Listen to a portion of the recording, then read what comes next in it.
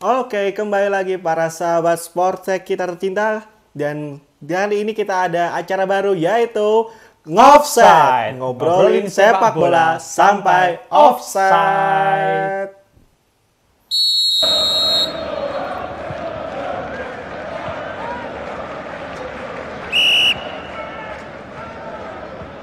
Selamat datang di episode kedua dari Ngofside. Kali ini kita akan bahas timnas yang kemarin sudah berlaga dengan Timor Leste, dan juga kita akan membahas tentang hasil-hasil dari Liga Pertama. Kira-kira Liga Pertama ini masih riuh atau mungkin Liga Pertama ini udah keren lah sebenarnya. Jadi kita langsung aja bahas timnas. Let's check this out. Ya ampun, baru saya katakan pemain ini patut mendapat berat. Berlari dia Krustaj. Ricky Kambuaya, Ricky.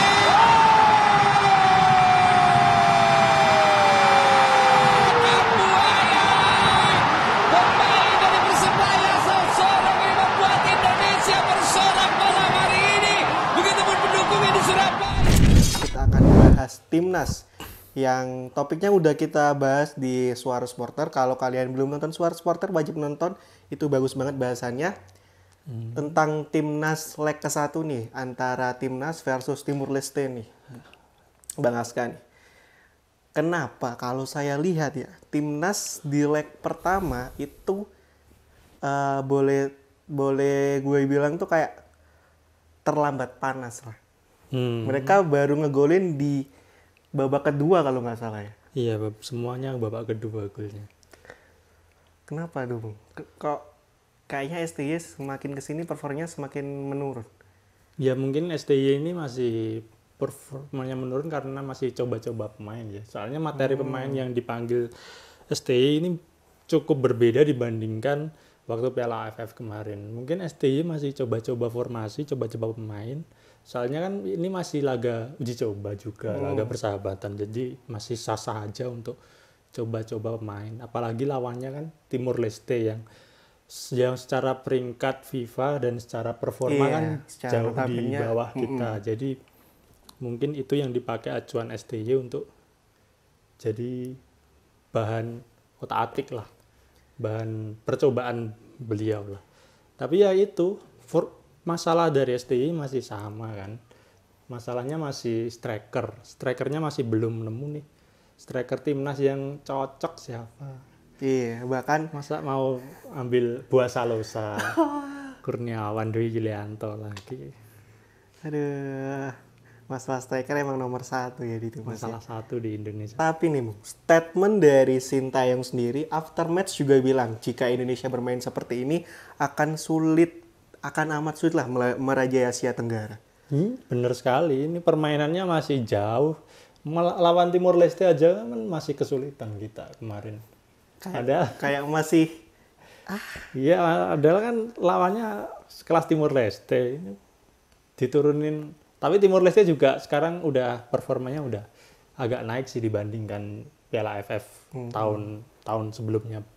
Bukan tahun 2020 tapi tahun ya juga berani nge-hire pelatih dari luar negeri malah sekarang Timor Leste. Dan banyak pasokan dari Portugal juga kan. Karena kan bekas jajahannya Portugal pasti disupport lah sama Portugal. Pemainnya juga banyak. Tapi menurut gue pribadi nih, Bung ya, ketika kita menang lawan Timor Leste itu kayak benefitnya itu hampir di bawah 50% lah, hampir nggak ada lah benefitnya.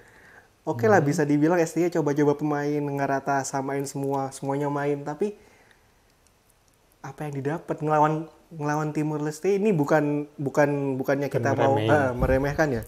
Cuman Timor Leste sekarang kan setara dengan katakanlah peringkat pertama Liga 1 lah. Bahkan lebih Peringkat Liga 2. Liga 1, bahkan timnas pun sama Liga 1 kadang bisa naikin, kadang bisa di bawah timnas Liga 1 atau gimana nih enaknya nih?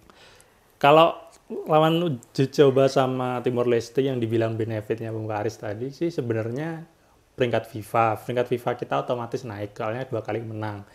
kabarnya udah nyalip Singapura tuh peringkat FIFA kita. Terus juga nggak bisa disalahin STY juga, soalnya kan ini kan Timur Leste ini kan pelarian sebenarnya. Oke. Agenda timnas kan sebenarnya pelawan Bangladesh yang jauh di atas peringkat FIFA kita. Tapi karena Bangladesh ada COVID yang cukup parah di sana, jadi nggak boleh kesini sama pemerintah PSSI kita, nggak boleh ke Indonesia. Lah yang berkemungkinan kesini kan satu ya tinggal Timur Leste ini yang dekat dengan kita kan, kepulauannya. Ya udah, Kenapa nggak? panggil Timur Iya, Leste aja. ngerti sih. Tapi kenapa nggak ngelawan Gajah Duduk? Gajah duduk. Apa itu? Maksudnya Thailand. Kan kita di Piala AFF kemarin tuh Ya, emang. itu kalau ketakutannya Thailand, Singapura, Malaysia kan nggak berani ke sini. Soalnya Indonesia kan juga masih parah nih kasus COVID-nya. Sementara mereka kan udah agak pulih nih. Kalau ke sini takutnya ya, COVID takutnya. lagi ya. Tapi kalau kita ke sana, kita keluar kos banyak. Ya udah, mending yang deket-deket aja Timur Leste kan cuma agenda FIFA dan coba-coba. Jadi nggak usah ngeluarin kos terlalu banyak lah untuk. Oke deh. Kan di leg pertama tadi skor 4-1 tapi kita nggolin di babak kedua. Statement dari saya panasnya terlalu lama lah. Di leg kedua nih kita menang di skor 3-0 dan itu cetak gol pertamanya dari babak pertama ya. Dari babak pertama. Dari babak 1-0. pertama. Iya, 1-0 ke 2-0 lupa. Ya, standar 1 sama 2-0 lah. Cuman performanya itu setelah babak pertama menurut saya tuh Bung, terlalu cepat puas lah kalau menurut saya tuh. Ya terlalu meremehkan kalau saya bilang sih. Jadi ya belum ada konsep yang benar-benar STY yang diterapkan di situ. Masih pemain kan masih baru semua nih, kayak Marcelino, kayak Ronaldo Kuateh, terus Sani. Bentar. Berarti pemain di lawan Timor Leste sekarang sama AFF kemarin tuh beda? Beda banget. Beda Apalagi hampir semuanya ya?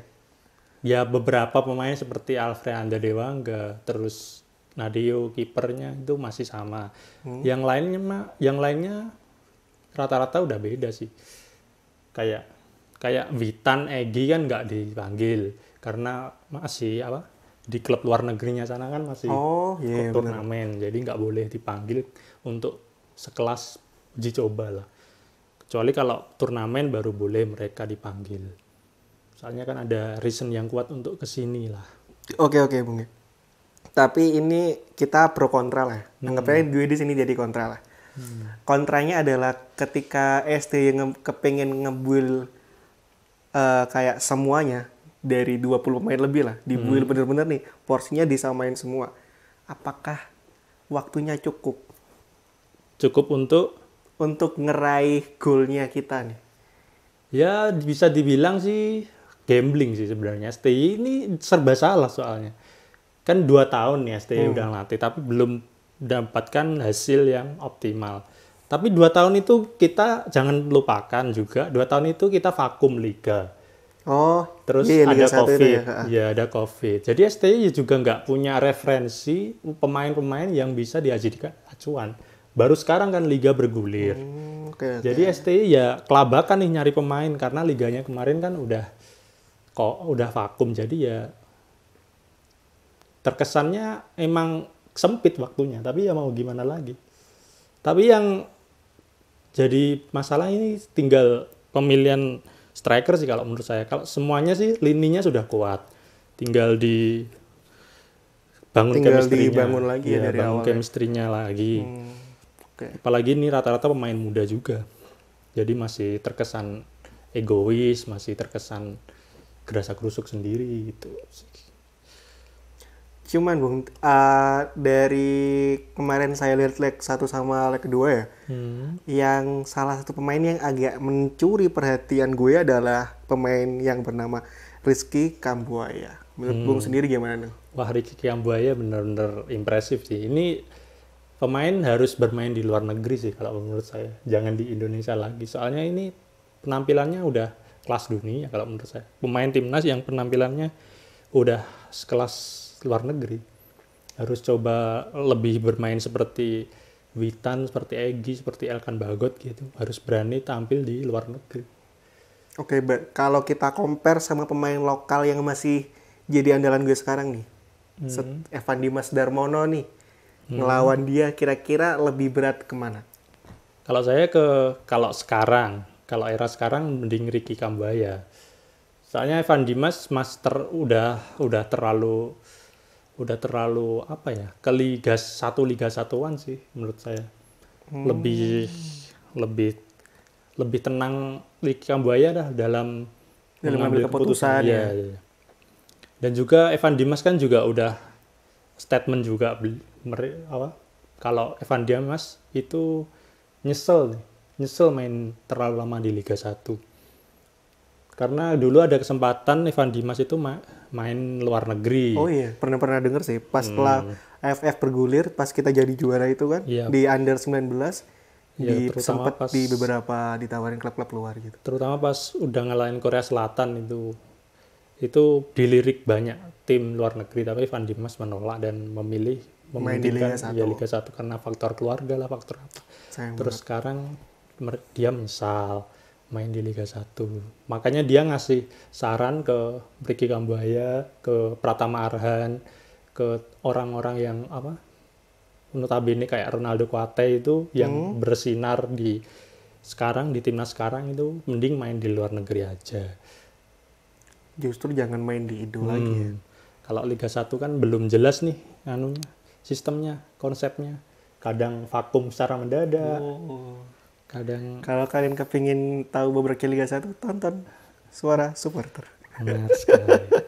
Dan ini nih yang paling disayangkan ini. Ketika biasanya kan tim luar negeri kayak IPL, kayak Liga Spanyol, liga luar negeri lah. Yeah, kalau timnas main, liganya kan otomatis berhenti. Kayak ini kan di hold ya? Ya, liganya berhenti lah. Ini kan Liga Inggris berhenti nih karena ada FIFA Matchday. Jadi pemainnya diambilin ke timnas semua. Inggris. Lah, tapi kalau di Indonesia ini tidak timnasnya main, dong. liganya juga main. Jadi kasihan nih pemain Liga 1 yang diambilin timnas semua. Ya nggak bisa berkutik waktu di Liga 1-nya kan pemainnya diambilin timnas semua. Berhubung semua yang menonton ini, tolong sampaikan Liga 1 sama timnas harus inilah minimal. Jangan gini terus. Iya. Oke, ngelirik beberapa pemain lagi nih. Ada yang salah satu pemain yang namanya agak sedikit sensasional. Yaitu adalah Ronaldo. Tapi setelah saya ngeliat leg pertama dan leg kedua, sepertinya agak sedikit kurang ya di situ ya. Ronaldo Kuate. Ronaldo Kuate itu di posisi aslinya kan sebenarnya sayap. Tapi di leg kedua ditaruh di posisi ke tengah. Ke posisi striker. Jadi ya tidak seproduktif seatraktif biasanya. Iya, seatraktif waktu di leg 1. Leg 1 benar-benar atraktif dia. Benar-benar sering dijatuhkan, sering diincar pemain karena ya eksplosif itu gaya permainannya. Tapi kalau dipasang di striker murni kayaknya Ronaldo Kuate bukan tipe yang cocok. Mending pasang sayap biar bisa mengobrak-ngabrik sisi sayap sih. Oh, berarti Ronaldo itu lebih ke itu ya, menembus peran lawan dari ke kanan apa kiri, terus ngambil crossing ke depan. Iya, mending ditaruh sayap kanan kiri daripada striker murni.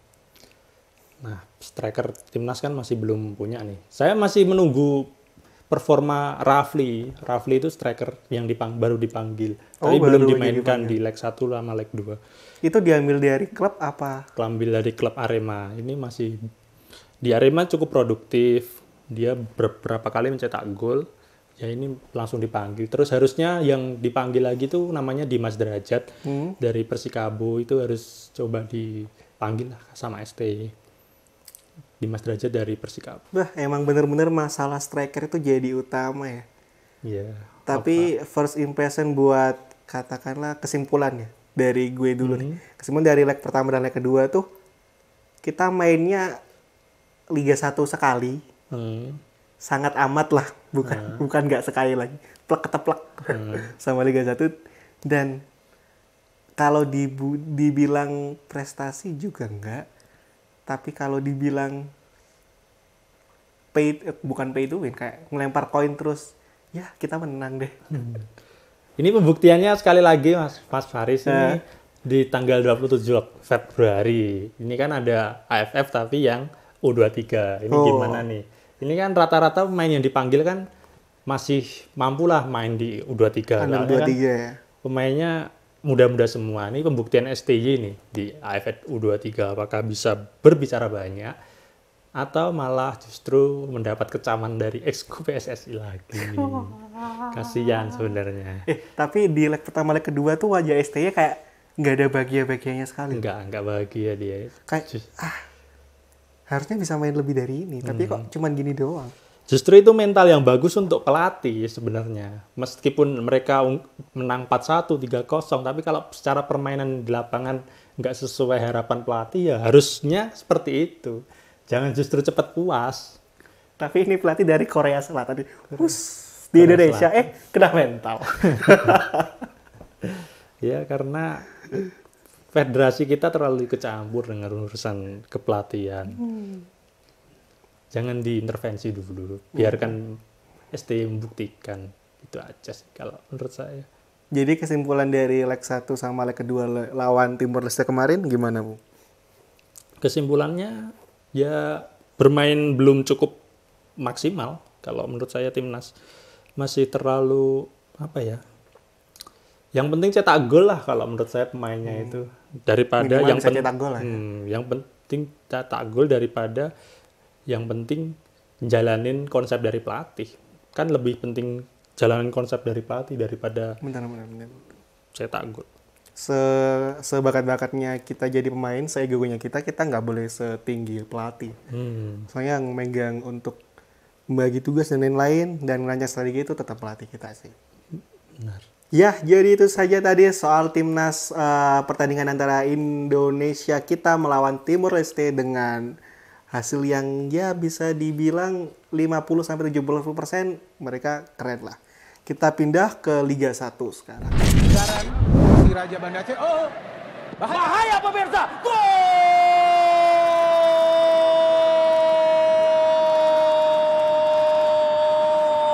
Super Bial! Di mana Persiraja Banda Aceh pemirsa berhasil mencetak gol dan merubah skor menjadi 0-1 ketika pemain yang baru masuk, Vivi Azrizal, membuat skor menjadi 0-1. Persiraja Banda Aceh unggul atas Persija.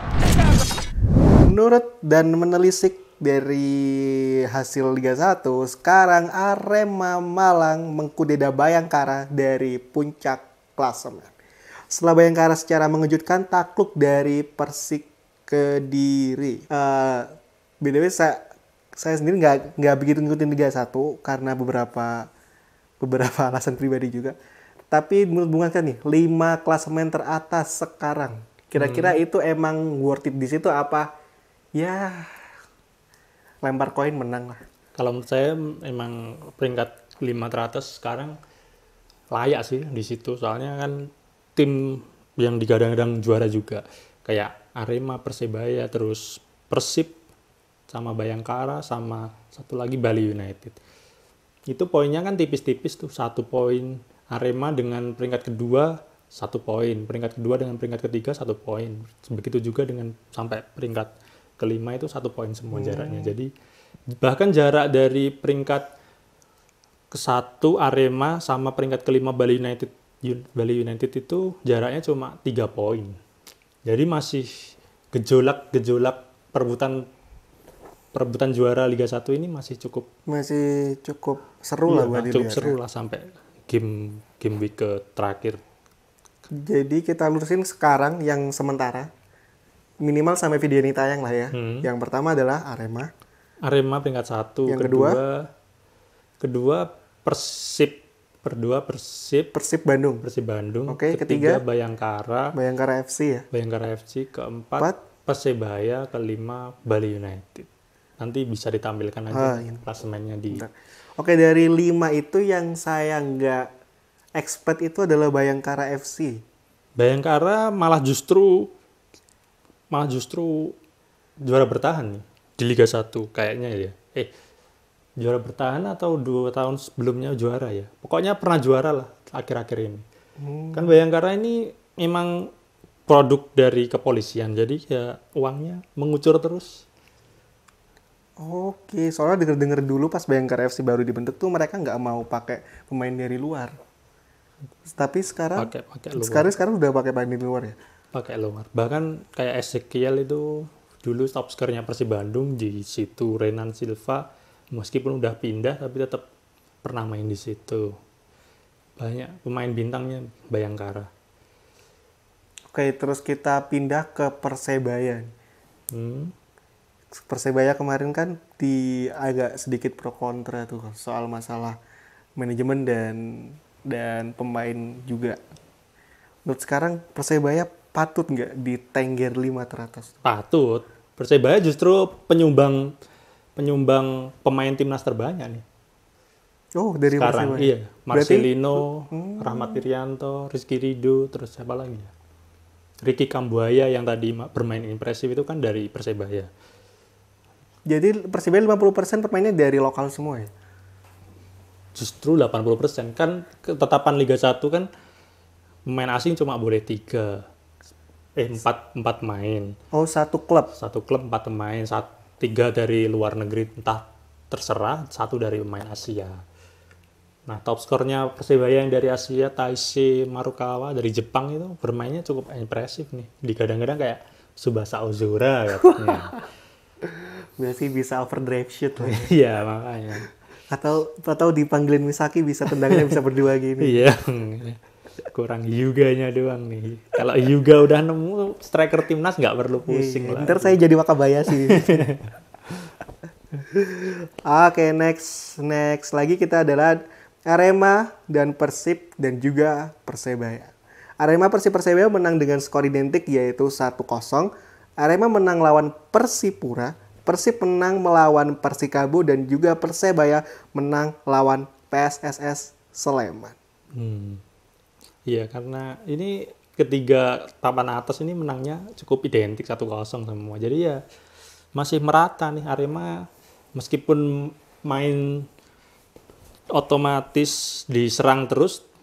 Ketiga tim sih sebenarnya Arema, Persib, Persebaya itu di menit terakhirnya di 40 menit terakhir mereka digembur-gembur habisan sama timnya tapi masih bisa bertahan. Tapi sama menangnya 1-0. Tapi kalau 1-0 terus menang ya kan tetap juara.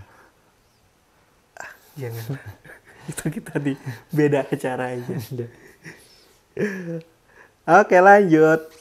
Dan lagi secara mengejutkan karena ini di syuting hari Minggu, kita baru nonton juga secara mengejutkan Persija takluk dengan skuad baru dari Persiraja yang berada di dasar klasemen. Ini The Jack harus mimpi buruk ini kayaknya karena dikalahin juru kunci. Ya harusnya sih dengan skuad yang mewah yang katanya ada Marco Motta yang dari luar negeri yang Simic masih di situ. Simic masih di situ. Terus Rohichan. Itu Rohichan ini dari Jepang apa dari India? Saya juga nggak tahu. Saya kan Chan kan. Iya, kita tanya sama Koneko Chan. Rohichan.